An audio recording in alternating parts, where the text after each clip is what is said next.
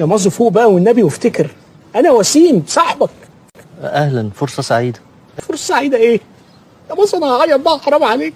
انا وسيم وسوس ويسو اخوك. يلا انت لسه قايل صاحبي، يعني انت دلوقتي اخويا ولا صاحبي؟ والنبي ما تشتتنيش عشان انا ببني من الاول خالص. انا صاحبك بس زي اخوك بالظبط. بس ما تقولش حاجه تاني بقى.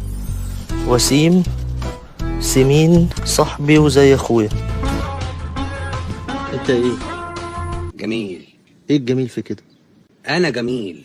لا انا على فكره فقدت الذاكره، بس بفهم في الجمال. انت مش جميل خالص. اسما مش شكلا. انت شغال ايه؟ حرامي. بتكلم جد والله. انت شغال ايه؟ والله جد حرامي. الله افتخر. العيله دي علاقتها مركبه قوي. يعني انا ليه في العيله في بواب وعيل وحرامي؟ عادي يعني، ما كان في مواطن ومخبر وحرامي كفرنا يعني. جابوا لنا تهزقونا ولا ايه؟ ان شاء الله عنه ما افتكر. يعني انا مثلا مره اتراهنت مع وسيم ده واحد صاحبي، مين فينا يقدر ينكد على منطقه اطول فتره ممكنه، فانا قطعت النور عن الشارع كله في عز الحر. ومره كمان اتراهنا مين فينا ينيم المنطقه من المغرب، فسيبنا ذبابه التسيتسي في الشارع كله.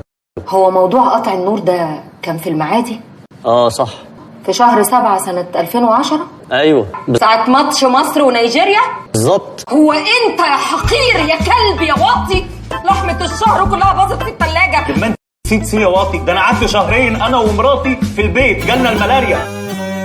1000 مليون بليون تريليون سلام عليكي يا اجمل واحده في مش عايز اكتب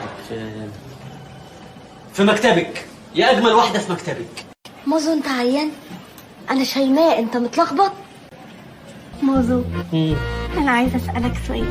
ما تساليش اي حاجه، استقبلي اللي انا بعمله وانت ساكته. مازو بتحبني؟ انا عارف، انا هو ده السؤال اللي انا كنت خايف منه. هقول لك ايه يا شيماء؟ لا ما بحبكيش. عارفه هتقول بقى الكلمه دي قليله جدا على اللي بحسه ناحيتك يا شيمو يا حبيبتي، لان انا بموت فيكي وبعشقك. الله عليكي الله عليكي، زي ما انت قلتي كده بالظبط، برافو عليكي. يا شيمو افتكري لي اي حاجه حلوه، احنا بنحاول نصلح الامور بينا. انت مش فاكره يعني اي حاجه جبتها لك في الفالنتين؟ فاكره طبعا. الفالنتين اللي فات جبت لي الضغط، واللي قبله جبت لي السكر، واللي قبله فقعت لي المراره، واللي قبل.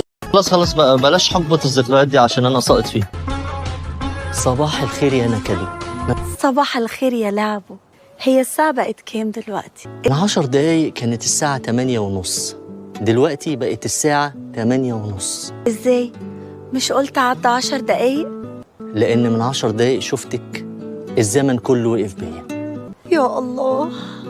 عارف يا مازو، حبك ليا زي الطاقة الشمسية، كل يوم متجدد. أنا حضرت لك أحلى فطار لأحلى كرشو. ليه بس تعبت نفسك يا كسلو؟ انت عارف انت لازم يسحبوا منك الرخص. اشمعنى؟ عشان بتسوقني للجنون.